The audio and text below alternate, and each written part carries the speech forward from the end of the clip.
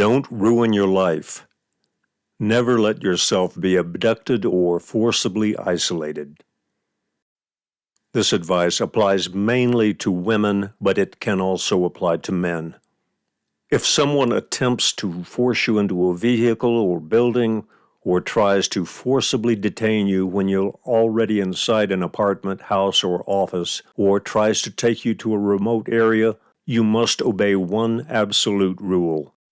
Don't allow it. Instead, scream for help, run, fight to get free. Do this even if you're threatened with a knife, gun, or other weapon.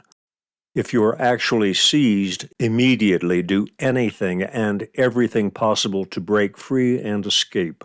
Erase the idea that if you comply, you'll avoid injury, or that you'll buy time to escape, or that you'll talk your assailant out of hurting you. You must get away right now while the situation is in your favor.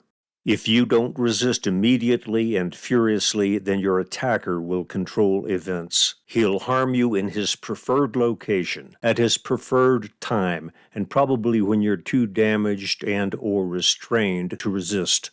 If an attacker is trying to get you into a car or drag you to a secluded spot, he wants you alive for now.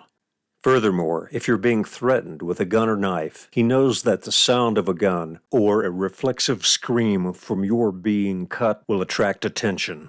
For these reasons, there's little incentive for an attacker to harm you during the abduction attempt. There are innumerable cases where immediate, noisy resistance from a victim caused the attacker to give up and flee the scene. One method used by human predators is to fake being in need of assistance. Never do a so-called good deed for a strange man or couple that requires being near them, especially if no one else is nearby. Given the element of surprise, it's pretty easy for a strong man to drag most women into a vehicle and shut the door. If you're alone and someone needs or asks for help, use your phone or get another person to call for assistance. Unless you absolutely can't avoid doing so, never get out of your car if you have a flat tire or car trouble in a remote location or at night. If you do so, you'll make yourself a target for any human predator passing by. Use your phone to call for assistance.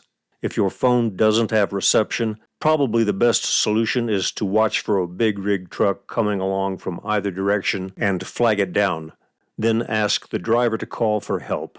If anyone else stops by to help while you're waiting, stay in your car and talk to them through a closed window. If you don't like their looks, tell them you called for help a while ago and it's coming, thanks anyway. It's better to be overcautious than dead. If you need further information about abductions and how they happen, even in the middle of a city or a suburban neighborhood, watch episodes of the various true crime shows on the internet. It's unfortunate, but there are many human predators loose among us. A final note repeated from the video in this series titled Teach Your Children How to Fight. A hand signal was recently created that enables the victim of an abduction or other threat of violence to silently and discreetly alert bystanders. You fold your thumb into your palm and keep it there while opening and closing your fingers. The signal can be made at your side or even behind your back. For more information, you can search the internet for hand signal for help.